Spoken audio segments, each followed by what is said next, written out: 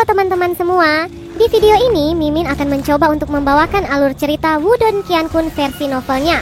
Buat kalian semua yang penasaran dengan kelanjutan perjalanan Lindong, kalian bisa mengikuti spoilernya di sini. Dan buat kalian yang suka dengan alur cerita Wudong Qiankun di sini, like video ini dan subscribe channel Mimin ya. Berikut ini sekilas level kultivasi di Donghua ini. Oke, kita mulai ya. Saat ini banyak orang naik turun di plaza raksasa di puncak gunung Yin hitam misterius. Pemandangan yang sangat ramai, praktisi yang tak terhitung jumlahnya dari seluruh tempat berkumpul di sini. Di beberapa kursi di alun-alun, duduk beberapa pemimpin sekte terkenal di Provinsi Desolate Agung. Mereka adalah Mulai dari sekte setan besar dan Wusong dari aliansi marsial. Apa yang direncanakan oleh kultus boneka? Saya mendengar bahwa mereka telah mengundang hampir semua sekte dan faksi terkenal di Great Desolate Province selama 2 hari terakhir ini.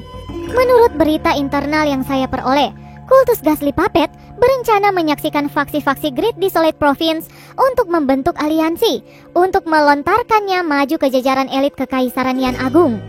Apa? Ambisi Tenglei sebenarnya sebesar ini?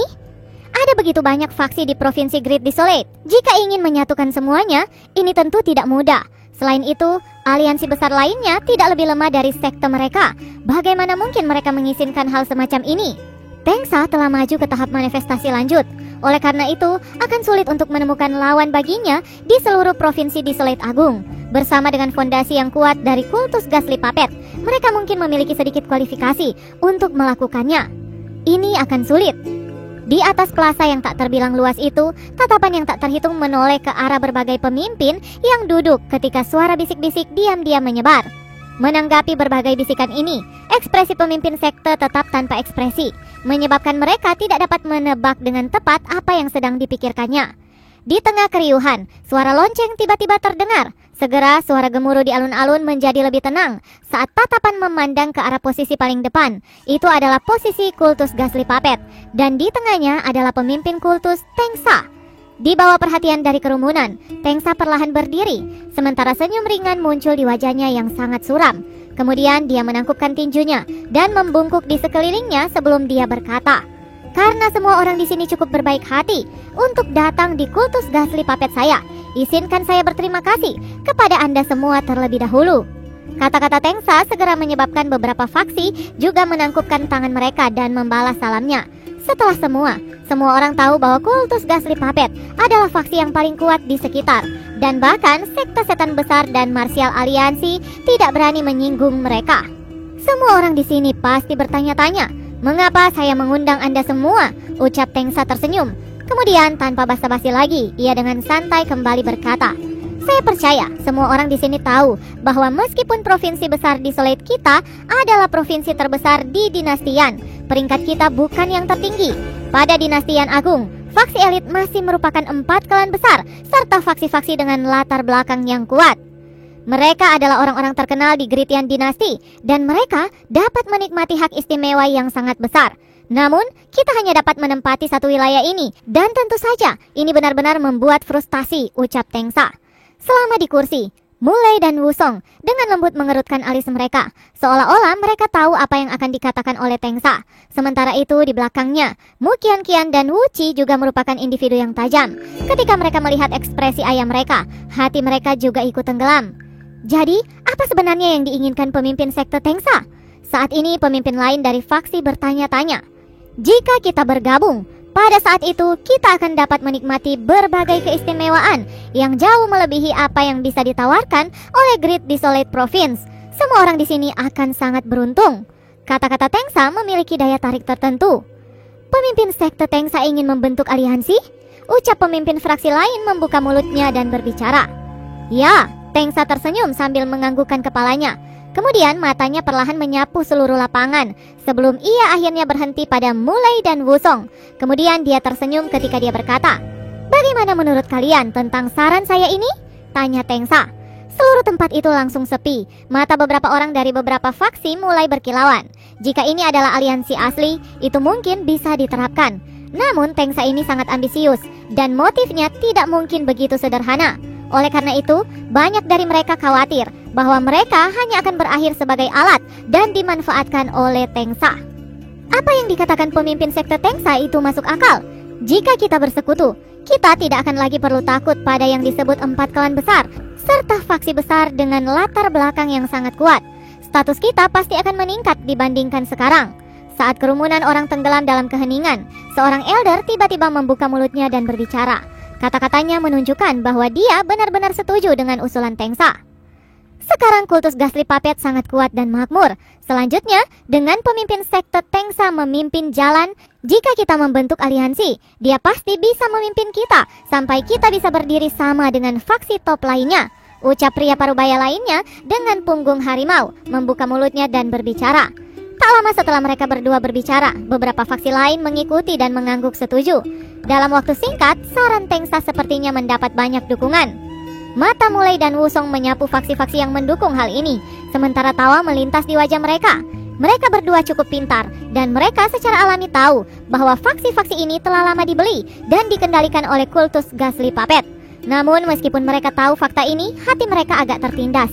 Dalam waktu setengah tahun ini, kultus Ghastly Puppet menjadi semakin kuat, dan mereka diam-diam bersekutu dengan beberapa faksi. Secara teknis, mereka dapat dianggap sebagai faksi nomor 1 di Great Desolate Province. Oleh karena itu, ini adalah berita yang sangat buruk bagi sekte setan besar dan aliansi marsial. Tetapi, jika mereka memilih untuk melawan kultus boneka mengerikan sekarang, bahkan jika sekte setan besar dan aliansi marsial bergabung, akan sangat sulit bagi mereka untuk melawan balik. Setelah semua, Tengsa berada di tahap manifestasi lanjut, dan itu sudah cukup memberi rasa takut ke dalam hati siapapun. Saudara Mulai dan kakak Wusong, apa yang kalian berdua pikirkan? Ucap Tengsa tiba-tiba tersenyum ketika matanya beralih ke duo Mulai. Terbukti dia mengerti bahwa selama dia mampu menundukkan sekte setan besar dan aliansi bela diri, seluruh provinsi besar Desolate akan menjadi domain dari sekte bonekanya. Masalah ini sangat serius dan kami harus mempertimbangkannya dari perspektif jangka panjang. Ucap Mulai dan Wusong saling melirik sebelum mereka berdua tersenyum. Saat ini mereka tidak berani secara terbuka menolak Tengsa, karenanya mereka hanya bisa menunda waktu. Ketika dia mendengar kata-kata mereka, Tengsa tersenyum lembut, seolah-olah dia berpura-pura tidak tahu apa yang dipikirkan duo Mulai. Setelah itu dia dengan santai mengumamkan beberapa kata, lalu melambaikan tangannya. Kemudian lusinan murid kultus mengangkat kurungan raksasa dan perlahan berjalan keluar. Di dalam sangkar itu, binatang raksasa sekarang sedang bertarung melawan kandang baja, menyebabkan hentakan keras. Betapa aura yang sangat kuat dari demonic beast itu mungkin setara dengan tahap manifestasi awal. Saat mereka menatap binatang itu di dalam kandang baja, keributan segera meletus di alun-alun. Apakah itu makhluk milik Lindong? Ucap Mukian Kian dan Wuci menatap binatang di kandang baja, sementara wajah mereka sedikit berubah. Berkaitan dengan Little Flame, mereka cukup akrab. Demonic Beast ini telah mencapai tahap manifestasi awal, namun dia masih gagal untuk melarikan diri dari kultus Ghastly Puppet. Ucap Mulai, dan ekspresi Wusong agak muram. Keduanya tahu bahwa dalam pertempuran 1 lawan 1, bahkan jika itu mereka mungkin tidak akan bisa menundukkan Little Flame. Namun, kultus Ghastly Puppet dapat menangkapnya secara langsung. Ini tidak diragukan lagi, menunjukkan bahwa kultus Ghastly Puppet jauh lebih kuat dari mereka. Tengsa jelas mencoba untuk memamerkan kekuatan dari kultus boneka mengerikannya.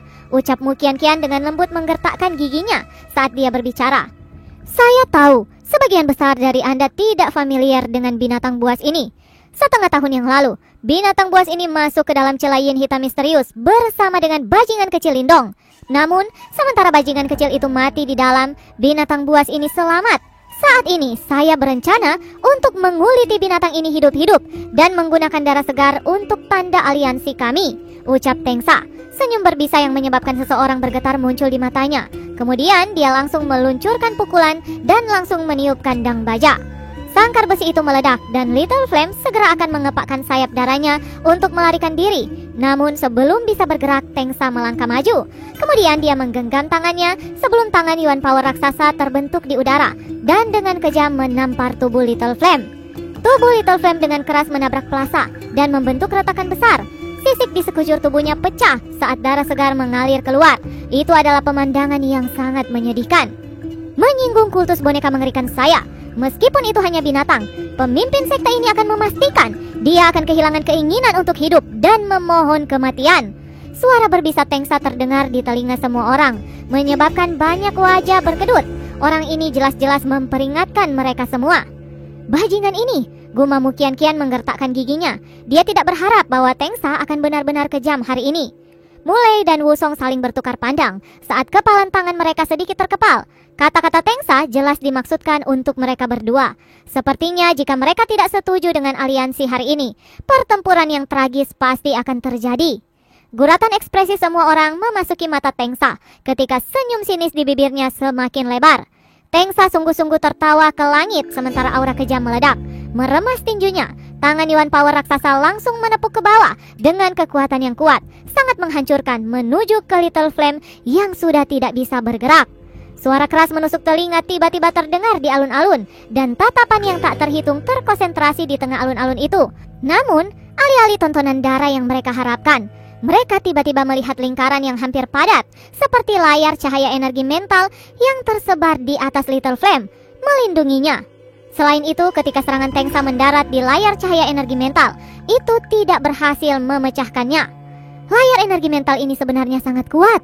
Mata orang-orang tak terhitung jumlahnya berhenti pada saat ini sebelum mereka tiba-tiba berbalik ke Little Flame, hanya untuk melihat sosok yang perlahan muncul di depannya seperti hantu. Lindong?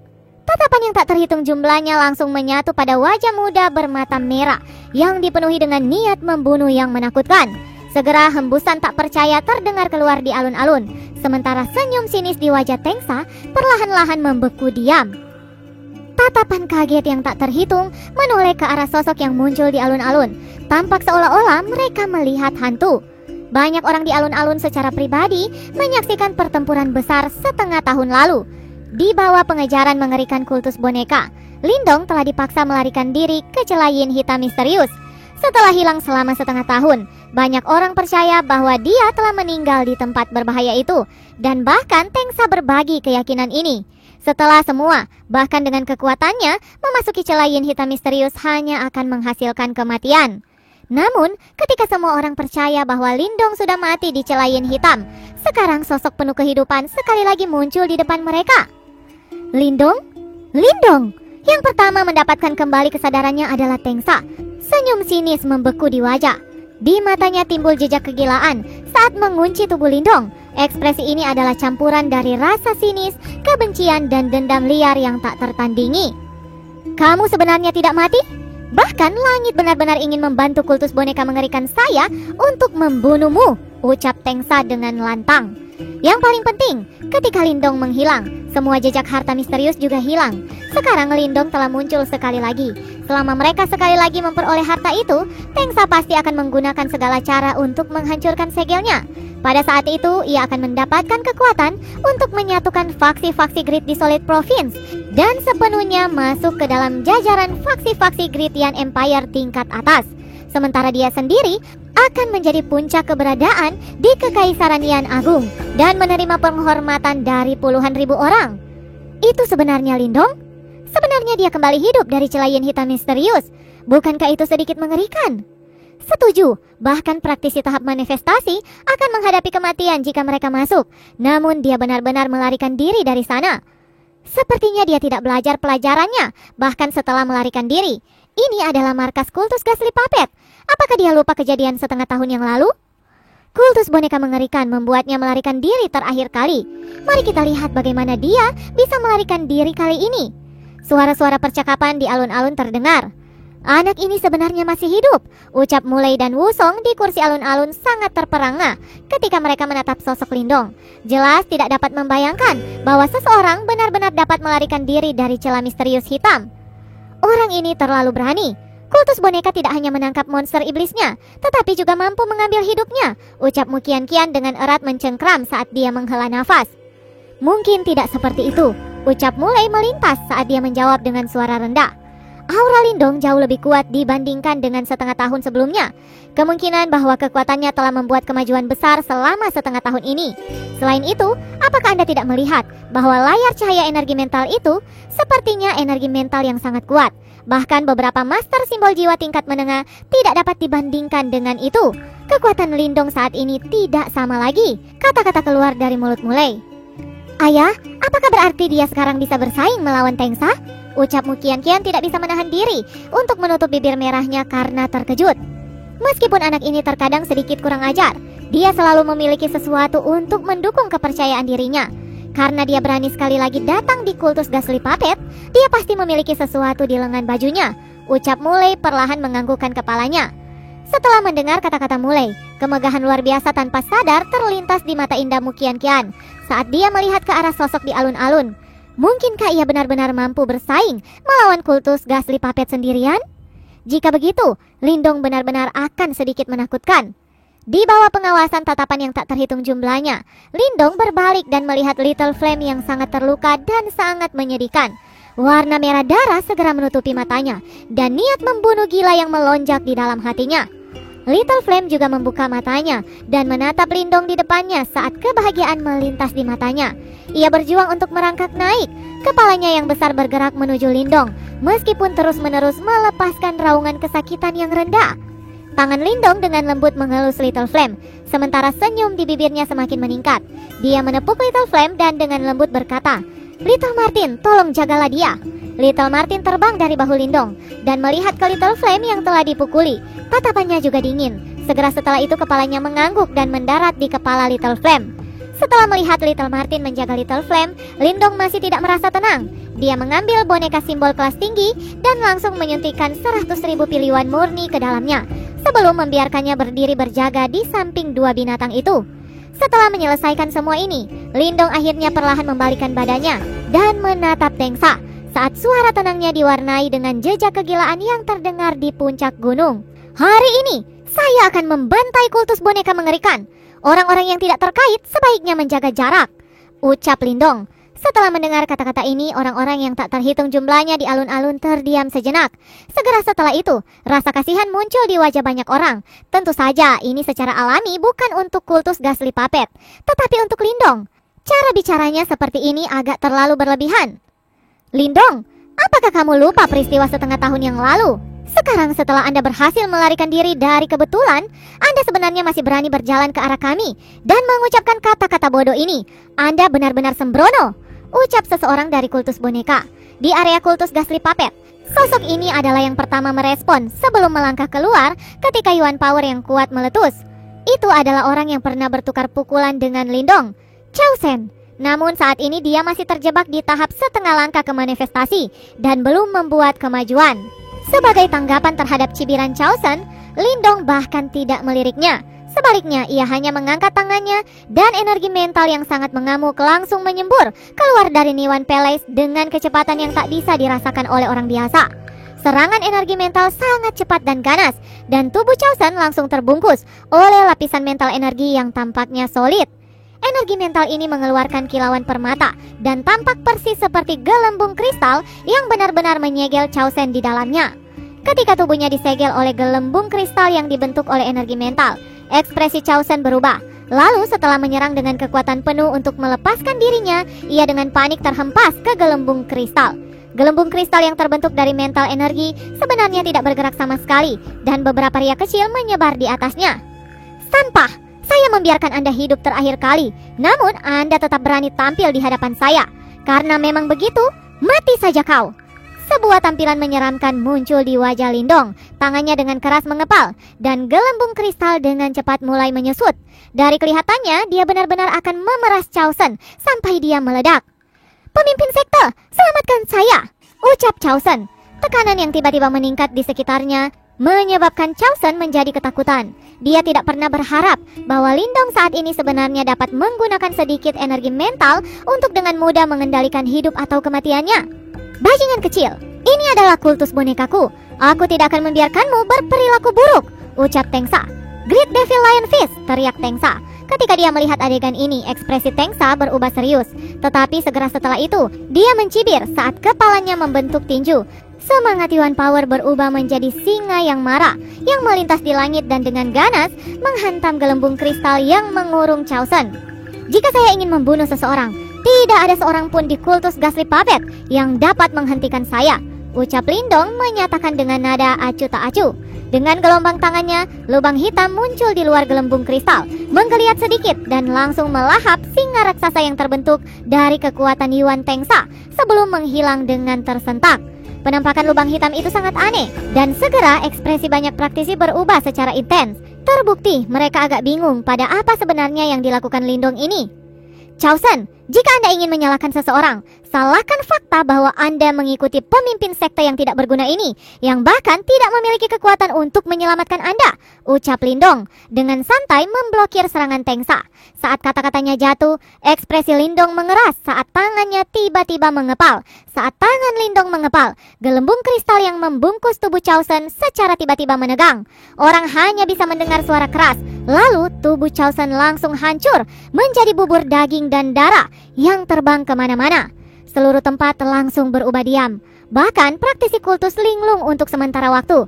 Darah segar berwarna merah gelap telah mewarnai alun-alun. Seorang praktisi setengah langkah ke manifestasi langsung dihancurkan menjadi bubur berdarah oleh Lindong. Semua bisikan tiba-tiba berhenti pada saat ini ketika tatapan-tatapan beralih ke sosok muda dengan hiasan tanah yang berdarah. Sosok itu seperti aura dewa pembalas yang telah merangkak keluar dari 9 neraka, dingin dan menakutkan. Pada saat ini semua orang tahu bahwa Lindong tidak datang ke sini untuk menyerahkan hidupnya. Dia benar-benar di sini untuk membalas dendam. Bersambung, lanjut ke part selanjutnya ya. Terima kasih buat kalian yang sudah mengikuti ceritanya dari awal. Don't forget to like and subscribe. See you guys, dadah bye.